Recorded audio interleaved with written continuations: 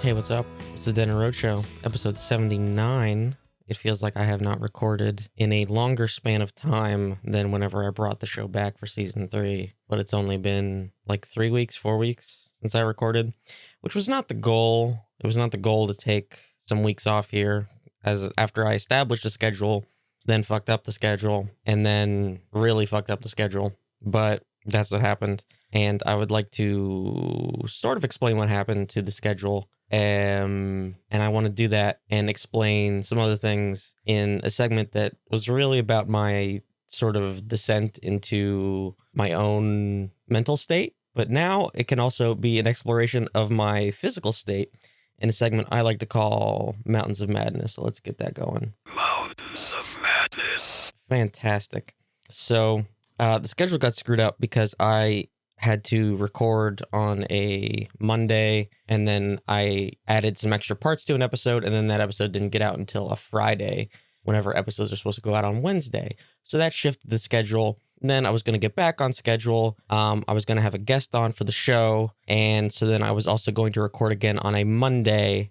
Whenever that Monday rolled around, I had suddenly unbearable tooth pain in the back of my mouth, with a like near my wisdom teeth. And that was fun because I thought my wisdom teeth had already come in all the way, and I thought that they were done and I didn't have to do anything about them. And I apparently severely miscalculated that whole situation because I despise dentists and dental work and that whole thing, because I had never had any kind of good experience with them as a child. It was quite miserable. Every single dentist I ever went to as a kid, they were not nice to me, and in turn I was not nice to them. I don't appreciate their profession, really. I'm sort of an anti-dentite, and yeah, like when I was a kid, I had just dentists just fucking yelling at me constantly whenever I would go for just existing. Like, I wouldn't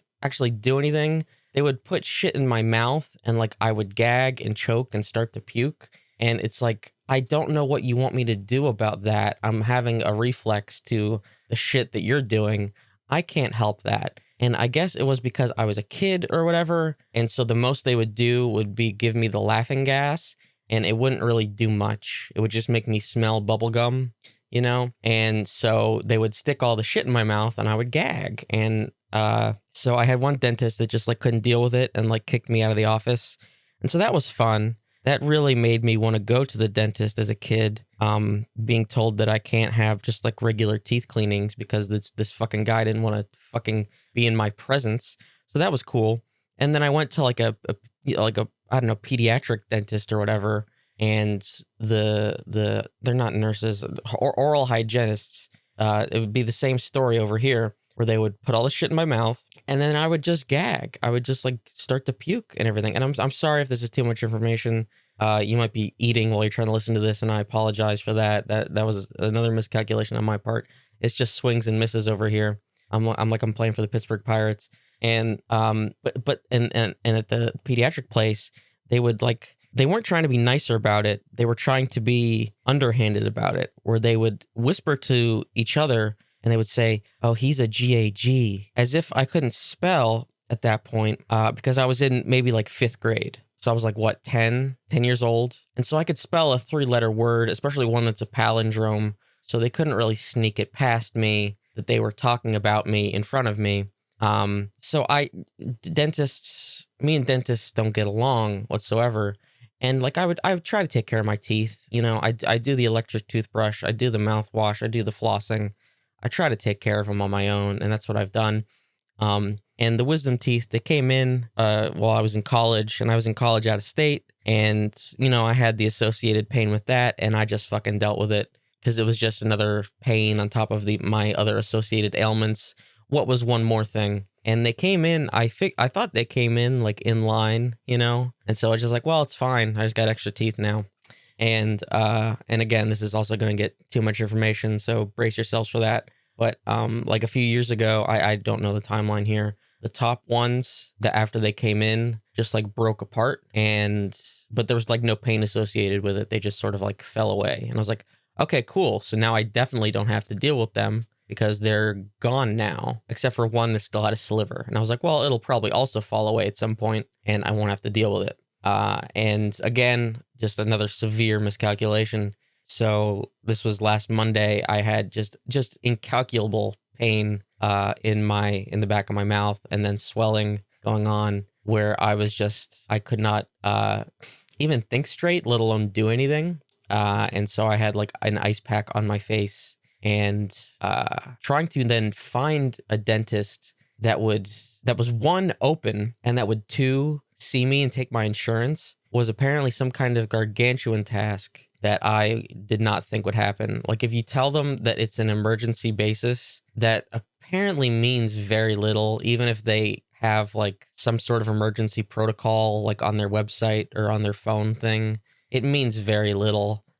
You still have to make like a regular ass appointment. And I kept calling places that were just fucking closed in like the middle of the week. Like, I was calling on a Wednesday, and like in the morning, all these dentist offices were fucking closed. And it was just such a bizarre thing. It's like the middle of March, middle of the week, all these dentist offices are fucking closed. And I'm in unbearable pain. And I'm just like, well, like, fuck you guys. Like the one time I need you guys, you're not even open or available. And it was very frustrating. I was literally going through my insurance provider to find dentists that would accept my insurance, and like, these people aren't even picking up the phone. It was miserable. It was very miserable.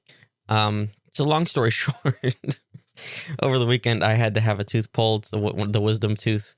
I guess the roots that were still in there got infected, and it needed to get pulled. And so I am down a tooth that I didn't really have anyway. There was not much left of it. And it still kind of hurts, but it's tolerable, and I need to get an episode out. And I have too many notes. In fact, I have far too many notes. And so that's where we are currently. So let's do a show, shall we? This is going to be a little bit of a different show. I'm going to, if I didn't scare anybody away with the, dental talk, then I'm definitely going to scare them away when I get into the Final Fantasy XIV discussion. But let's do an extended Moogle.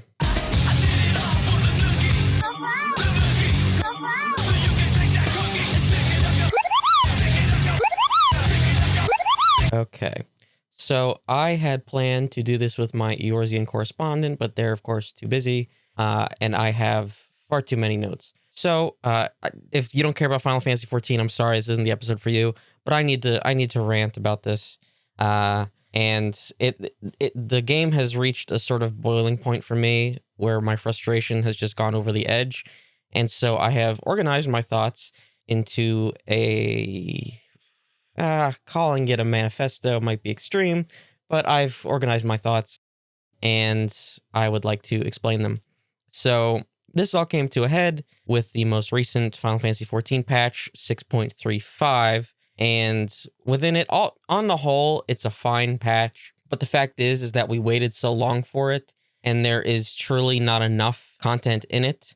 And the issue is that we are basically saying that with every single patch that comes along. And the biggest issue with this patch in particular is that this was supposed to include the next step of the relic weapons, which are the generally big grinds that we work towards for a cosmetic weapon that looks quite nice and usually has stats that are not the best of the best, because the raid weapon, they never have it go better than the raid weapon for annoying reasons. But it's good for alt jobs and things like that. So it can still be useful in some circumstances. But it's mostly for the cosmetics, and it's something to do. The issue with the 6.35 relic weapon step was that it was a tombstone turn-in. And what that means is that you do a little quest, and then you exchange the weapon for tombstones, which are a currency that you get for just playing the game. The way I sort of described it is like, it's like buying a weapon for just like accrued interest just for playing the game. As long as you are doing content at level 90, you will get this currency, and it's not necessarily something you are working towards. And so this was hugely disappointing because One, it's the exact same thing as the first step, down to the number of tomestones required. And two, it's really fucking lazy, and it doesn't change the way that we're playing the game in any meaningful capacity. So it was basically like you log in, you do the little quest, which you only have to do once, by the way. You only have to do the quest once, and then you just buy your weapon with the tomestones that you already had because you were saving them up for nothing, really. So you bought your weapon, and then you could just log out, and that was it. And also the weapons look like shit, but it's subjective, but they look like shit. So that was hugely disappointing because we waited, I don't even know when the first step came out. It's been many, many months. And the way this usually works is that this is the second step, and the second step introduces the grind. Sometimes the grind is obnoxious, sometimes it's not too bad. It depends on what they decide to do. And this time they decided to do nothing with the relic weapon. And this is when my frustration was like, well, fuck, there's literally no content in this expansion, is like what I said. Like, there's nothing to do. There's fucking nothing to do. And there is an issue in this community and the way that discussions about the game go, where it's like, oh, well, you can just take a break. You don't have to play. The game doesn't make you play every single day. You don't have to keep up. There's no FOMO. You're not going to miss out on anything. And you know, that's what the devs even say. And this is a fucking fallacy. This is a bullshit excuse, because what if you want to play the game? What if you don't want to take a break? There's nothing for you. And this is not even if you have finished like all the content or whatever. This is whenever you have hit endgame, whenever you finish the main story in Endwalker and you have hit level 90, there's nothing for you to do. The only thing left for you to do is to do your daily roulettes, and that is it. But you've been doing those anyway to level up. You've been doing that anyway. To get your relic weapon, you are going to do your level 90 quote-unquote expert roulette every day. The same 2 dungeons that we've been doing for 6 months. And the only reason why they're the same 2 dungeons is because after Stormblood, they decided that every patch would only introduce 1 new dungeon instead of 2. We've been getting less and less content since Stormblood, but nobody likes to admit that. Nobody likes to admit that. So in Stormblood, we got 2 new dungeons per patch. We got 2 ultimates. We had an exploratory zone in Eureka. We had a deep dungeon called Heaven on High. We had every single piece of endgame content. And now we never know if we're going to get ultimates. Luckily, we got 2 this time. We only got 2 because 1 was delayed. We're technically still owed an ultimate fight because 1 was actually from Shadowbringers. We're technically still owed an ultimate fight. We do not get as many dungeons as we used to. This time, we did not get an exploratory zone. We did get a deep dungeon. But it's like they pick and choose which one we get now. Back in Stormblood, which was 2 whole expansions ago, we had our cake and ate it too. Plus, we had better job design in Stormblood. And it's bullshit that people use the COVID excuse for Shadowbringers. The COVID excuse is only applicable for delaying the ultimate. That is the only thing they said it affected. It delayed the ultimate, and it delayed the launch of Endwalker. Those are the only 2 things they have gone on record to say that it affected. We knew ahead of time we were not getting a new exploratory zone. We knew ahead of time. And then people are okay with it. The fact that we're getting less and less content each expansion. They have so many unused systems, or like half-used systems. So like we have Unreal Trials now. So Unreal Trials are older fights that are now synced up to level 90. So like these are fights from A Realm Reborn and Heaven's Ward that are now sort of buffed to be done at level 90. And it's great. It's a great system on paper, right? And they're fun to do because they, instead of like you trying to sync and match your gear in order for it to be challenging, it just sort of does it on its own, right? The issue is that we get 1 per major patch. And whenever they introduce a new one, they take the other ones away. So we're stuck doing that 1 for 6 months or however long until the next one. And then when that next one comes out, they take away the other one. Fucking why? Why aren't these on a rotation system? Why isn't this like weekly? Especially because the rewards are weekly. Why don't these rotate? You made these fights, you synced these fights up. Why is it like this? It makes no fucking sense. You made this system, why aren't you using it? And don't give me the gear excuse, because the gear is synced down to be artifact gear, which is what you get whenever you first complete the story, basically. So you don't need gear to do it. It syncs down to base gear. You don't need gear. It's a great system. You can get in fresh people that have never done the fights before that just reached level 90, basically. It's great. It's a great fucking system. But we're doing the same fight for 6 months.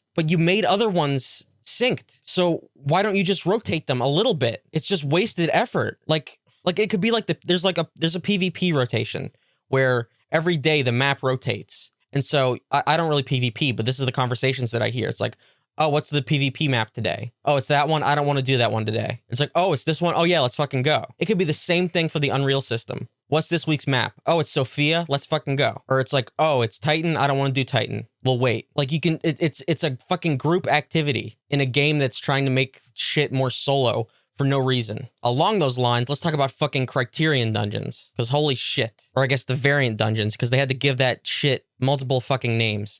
So this was supposed to be a new type of dungeon that they released that would have multiple paths that you can take so you could go through and see something new each time. Sounds fucking great. Sounds cool. And it kind of is. It's a new kind of dungeon because the regular dungeons in the game are super fucking linear.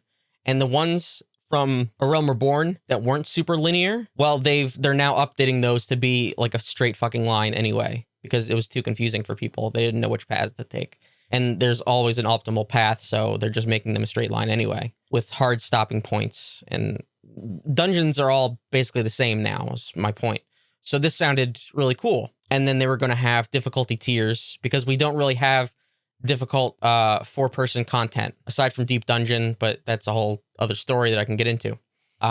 So this sounded really, really cool, and we're all excited for it. It's like, this is a new system, new content, but we had to wait until, 6.2 in order to get this. And then it hit, and there's no rewards for it at all. There's no reason to do it. It doesn't drop gear at all. There's no gear drops. I don't even think it gives gold. Like, it doesn't give cash. Like, there's literally no reason to do it. So you do it once just to say that you did it, and then you're done. The higher difficulty is even more insulting. There's a title associated with it, but whatever. There's some kind of mount. I don't even know what the mount looks like, but you have to clear it 25 times to get the mount. It's like, who fucking cares? And then it drops a currency that you can exchange for materia, which is a slap in the face because you could do one hunt train and get 10 times the amount of materia from clearing one of these fucking dungeons on a very hard difficulty. Like, what? And then the normal difficulty is easier to do solo than it is in a group. How does that make sense? The scaling just doesn't make sense at all. Like, I just did it in a 4-person party the other day for the first time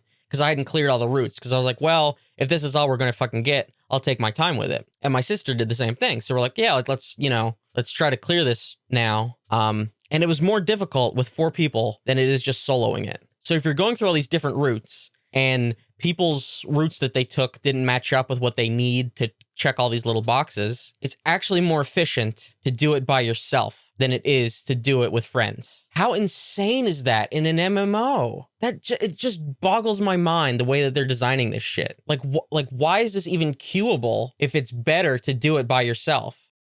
Yeah, like it was easier for me to solo it on a healer than it was to have a full party with a correct party composition, because they just gave the bosses way too much HP. You're just in the fight forever. And these are on fully geared, fully fleshed out characters. And they took forever on the normal difficulty. Like the mechanics or whatever, but it was just the HP of these fucking things. They had too much fucking HP. The scaling was so bad. And then there's just also no reason to do it, like, at all. We're supposed to be getting a new dungeon of that soon. I pray to God they're giving us some kind of reward to do it, because I cannot overstate this enough. There is zero reason to do it. Zero. Like, we were all convinced that, like, oh yeah, well, the relic step, we'll probably have to grind this, so let's not get burnt out on it. For one, I don't see how you can get burnt out on it, because, like, you don't have to do it for any reason. But then the relic step, there's nothing there either. Like, normally relic steps, this is what they do with relic steps. They feed it to older content in order to make the older areas of the game seem more alive, or they use it to fill in queues of content that doesn't get a lot of queues.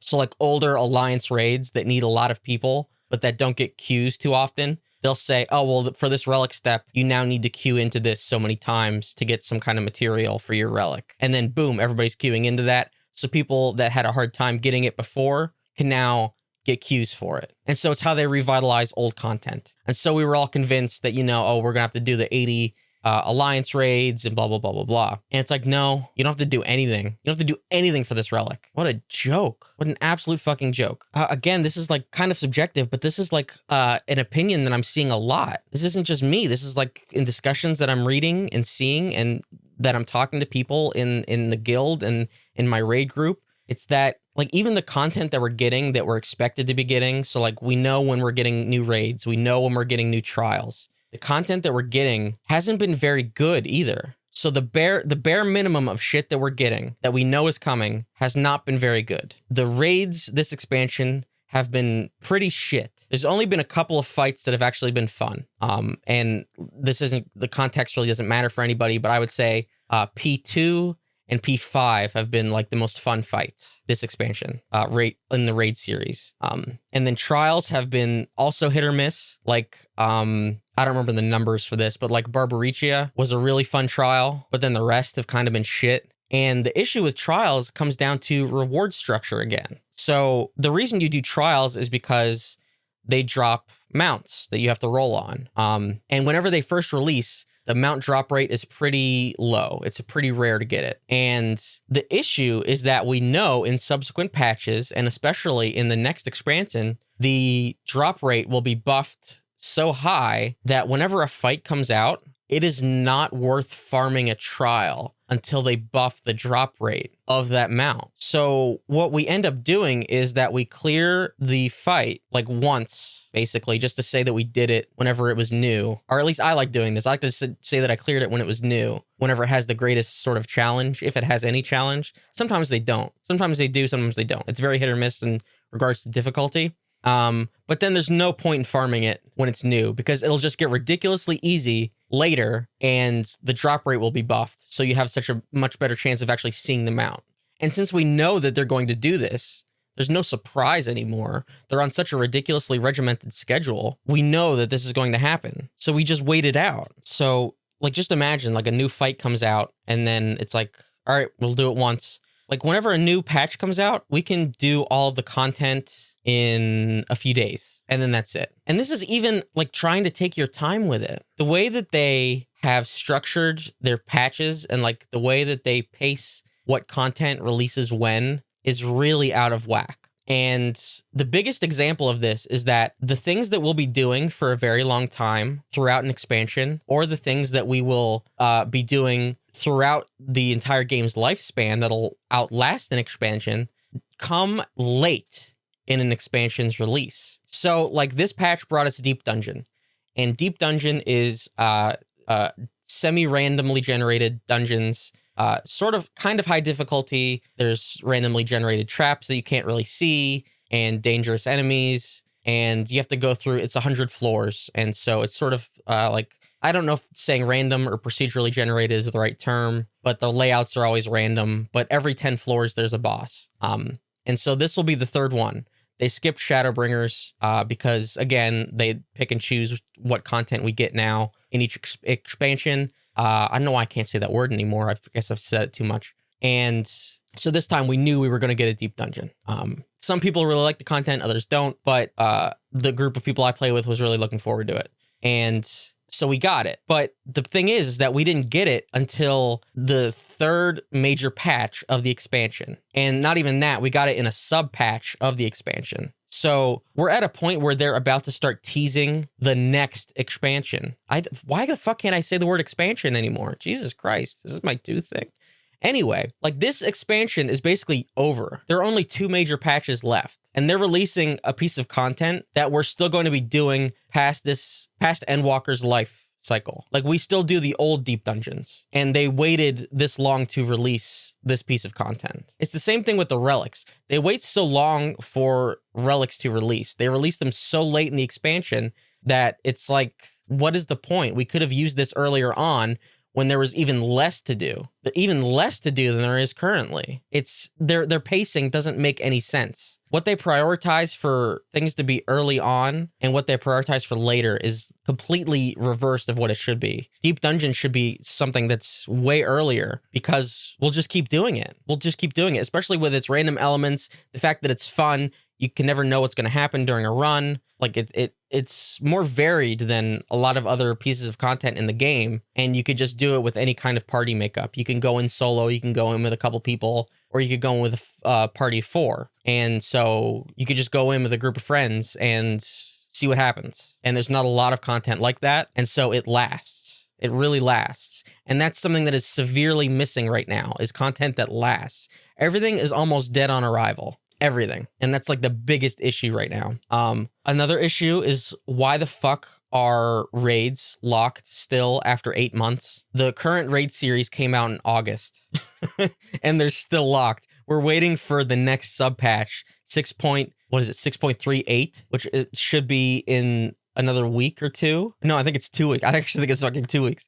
2 weeks for them to finally unlock the raid series, which means you can go into the raids in any order and just farm the gear, finally, because this gear is only useful for the ultimate that came out, I don't know, 4 months ago now, 3 months, whatever. And they're waiting this long to unlock it, whenever most people have been done with it, I don't know, 4 months ago. It just doesn't make a lot of sense. Like, there are people that like to help other people clear the content in like the party finder and everything. And they can't really do that because they'll lock other people out of loot. And they can't do that until they unlock the raid tier. And it happens so late. It happens so fucking late. And it's really dumb. It's really fucking dumb.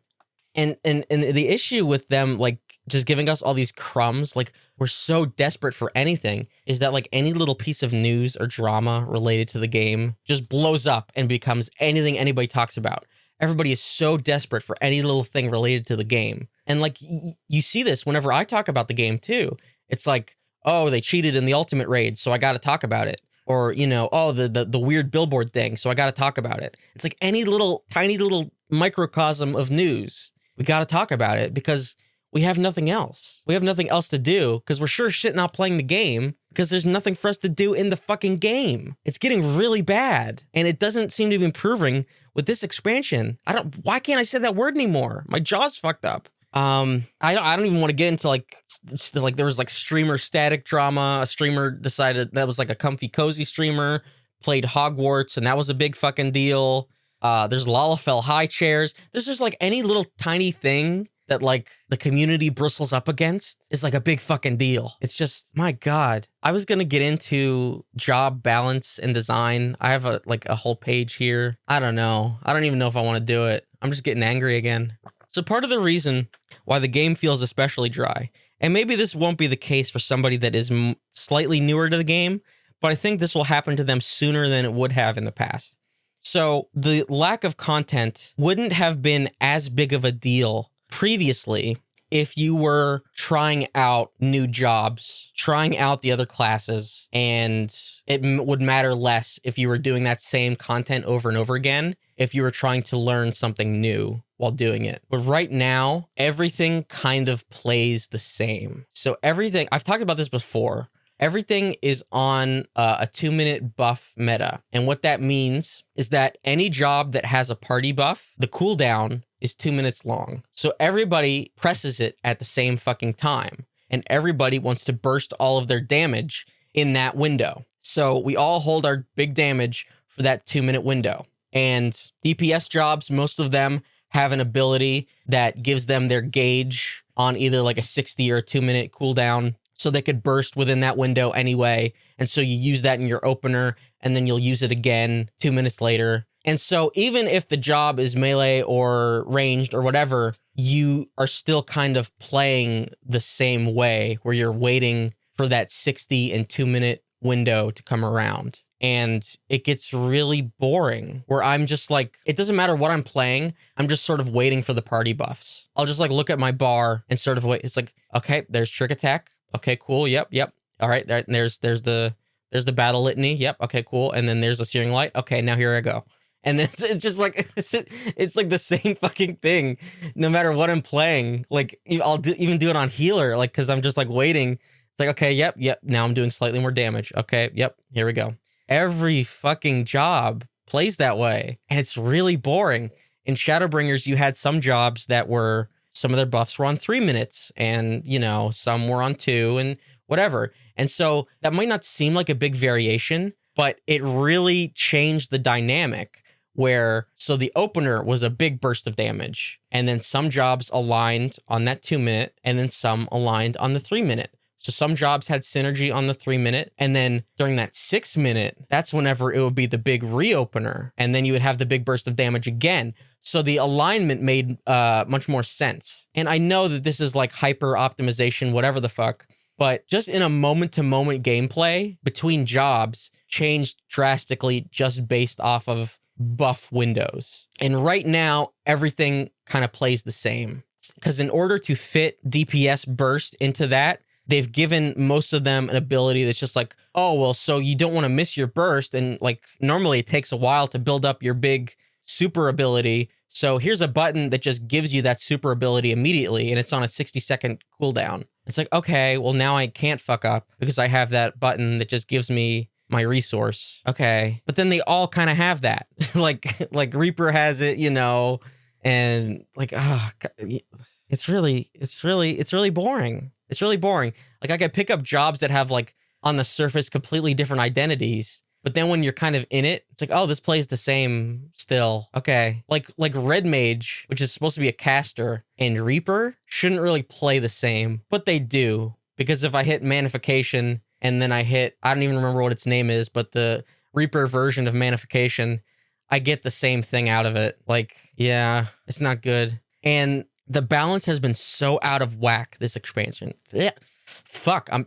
balance has been so out of whack in Endwalker. There we go. That melee just do way more damage than everything else. But normally the trade-off was that it was harder to keep melee distance in the past. And so if they had to back away from the boss, then they would lose uptime and therefore they would lose damage. So it would make sense that whenever they were able to hit the boss, they would do more damage. But now boss hitboxes are so fucking huge and mechanics rarely make them lose uptime that they just constantly just do really big damage with no downside whatsoever. And the rest of the jobs suffer for it because melee just does more damage. And that's it. Like just on its face. Like I've been playing more melee jobs lately and it's kind of just stupid how much more damage they do. And me as a shit melee player, how much more damage I can do for so much less work than the rest of the jobs. It's pretty dumb. Like they just fucked over casters so hard this expansion. Like they completely changed Summoner. Summoner is now like a toddler can play it. You just hit Simon Says whenever the buttons light up and you hit them and you somehow do more damage than Red Mage because Red Mage gives all the party buffs, but Red Mage has to work harder to do less damage. And Black Mage, which is the hardest caster, still does less damage than a melee, but they're weak, they can't move, and they have to sort of be coddled about where they can stand to keep casting. But melee can take more hits, have more survivability, and can kind of just stand there and keep wailing on the boss. And also have party utility now with Feint, and Reaper has a party heal every 30 seconds. Like, it's dumb. It's dumb. It's really dumb. And they don't know what they want to do with Fizz Ranged either. Fizz Ranged don't do enough damage, and their party utility is whatever. Like, I don't know. I don't fucking know. Their balance this expansion has been really shit. It's been really shit, to be honest. Like, and it's bad because this was kind of solved in Shadowbringers. Like, everything was pretty much fine, balance-wise. So I don't know why they felt whenever they crunched the numbers, and I don't mean like just like calculating them. I mean they made all the numbers smaller for Endwalker, that they just decided that some jobs would just be shit permanently. So like Machinist was shit for 2 whole raid tiers, and now it finally got buffs to be okay. And Red Mage has been shit, and it's still shit, and it'll probably get stupid buffs in 6.5 when the expansion is over to be okay, when it won't matter anymore. Like, the only thing they needed to fix going into Endwalker was the healers, and they fucked up the healers even worse. And this is a great segue into the healer discussion. And I need a drink of water before I do the healer discussion. Okay, so healers. I have God, this is most of the page. I fucked up. I fucked up. I have so much to say about healers. Okay, so I'm main healer, and I have a lot to say about the healers. So Square, they don't know what the fuck to do with the healers. They just don't. So for Endwalker, they tried this quote-unquote new thing where they were splitting the dichotomy of healers between a quote pure healer and a quote barrier healer. And this was a mistake. And it's also mostly untrue because 3 out of the 4 healers can apply regen, burst, and mitigation. And the only healer that really doesn't provide mitigation is White Mage. Like they have one ability that has party-wide mitigation and it's on a 2-minute cooldown.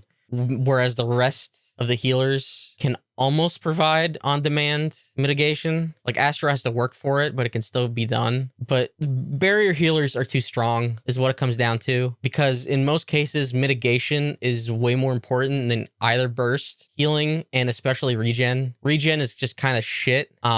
Like you will have turbo nerds say that regen heals are more efficient. And yeah, sure, if you like look at the calculations and you actually just wait for the regen to tick, yeah, it's more efficient. But in the time it takes a regen heal to top up the party, you can just burst and shield heal like any damage received. And the shields will last so long that it'll probably cover the next incoming attack as well.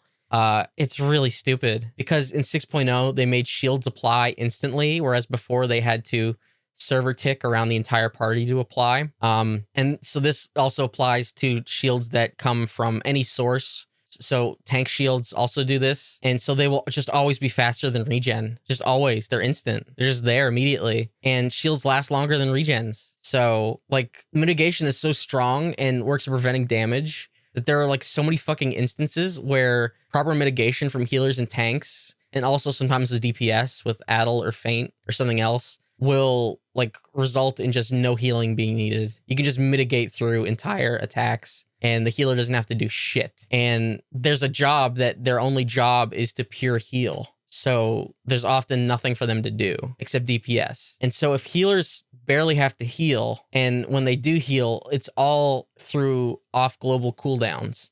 And those are abilities that are weaved in between spells on the normal cooldown timer. I'm trying to explain this like verbally so it makes sense, but this probably works best visually. So off GCDs are attacks that are weaved in between the normal global cooldown or like regular attacks and spells. And this mostly means attacks. So healers spend most of their time attacking, which sounds odd, but that's how it works in Final Fantasy XIV. And so if they're spending most of their time DPSing, you'd think they'd have a DPS rotation, but healers don't. Healers spam one button, and then every 30 seconds, they get to hit a second button to apply their damage over time ability. And then sometimes they get to press a third button that looks really cool. Looks like they did a ton of damage, but it's actually damage neutral, which just means that it's neither an increase or decrease in damage. And they have to like build that up, usually through healing. And so you have to actually work to not do more damage as a healer. But like this dichotomy between a pure healer and a barrier healer is really dumb when the one class of healer has access to all types of heals, but the other type is locked out of a certain type of heal. Like, ideally, all healers could do all types of healing in the same way that all tanks can be a main tank or an off tank.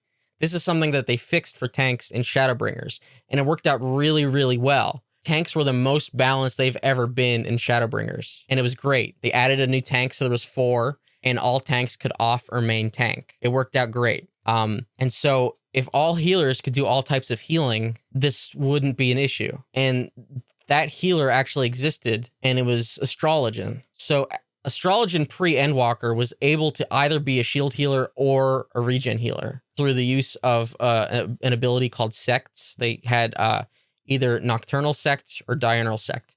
And these were basically stances that changed what some abilities applied. It either applied a shield or a regen based on whatever sect they were in. And the stance could only be changed out of combat. So once a fight began, the Astro was either a shield Astro or a regen Astro. And it worked just fine. So like there were only 3 healers at the time. And so Astro could kind of become that 4th with its dual stance gameplay. And so like if you queued into something and there were 2 Astros, one could take the shield stance and one could take the regen, and it was like you had 2 different healers and their heals didn't overlap each other, and it worked out great. And like if you crunch the numbers or whatever, you know, regen Astro was technically more efficient, but I played a lot of both, and I would say Nocturnal Astro, which was the shield version, played better. Just the way that its gameplay flowed, and like Nocturnal Collective Unconscious, which is its like sort of bubble, worked. It was a much better version basically because it applied 10% mitigation for like 20 seconds. It was really good.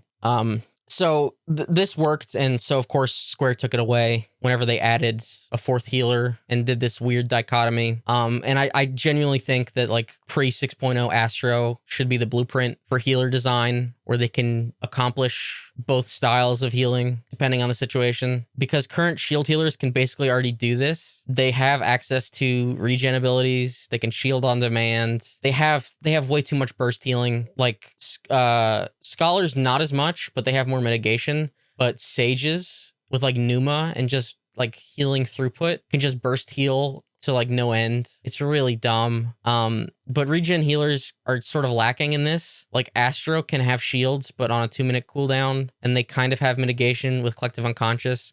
But White Mage is the one that's like really lacking because it doesn't have shields. So if White Mage sort of had the dual stance and they sort of gave Astro its sects back, it would probably work out fine, like for all healers involved. There might be reconfigure a few things on the current shield healers, but like I don't think it would be that big of a deal, to be honest with you. And like some team comps like at the high end actually favor 2 shield healers, just because the mitigation is like that ridiculous. But that's explicitly not the vision that Square wanted. And aside from forcing a strict lock like they do with DPS comps, where you have to have at least 1 melee, 1 fizz ranged, and 1 caster, where you have to definitely have 1 shield healer and 1 regen, I don't see what they would do other than like remedy this through the job design. But yeah, healers are not in a good spot. Not only like is their balance just wonky with the shield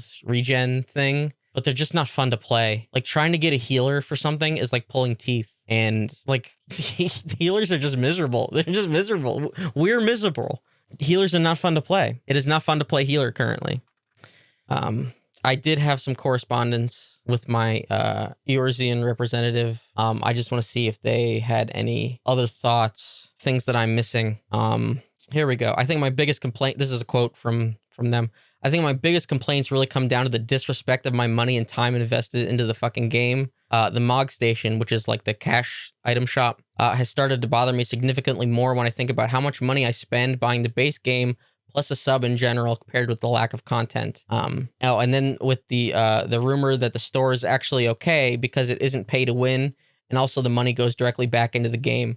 So yeah, this is a thing that gets spread a lot in the community, is that no, it's fine that we're buying all these cosmetics on the cash shop because it's going directly into Final Fantasy XIV itself. And there's I'm not going to name names, but there are some content creators that spread this directly, and they have no way of knowing this, for one thing. And two, that's not how businesses work. I guarantee you that Square Enix is not like that money goes to Square Enix proper, not Final Fantasy XIV. Like that's not how businesses work.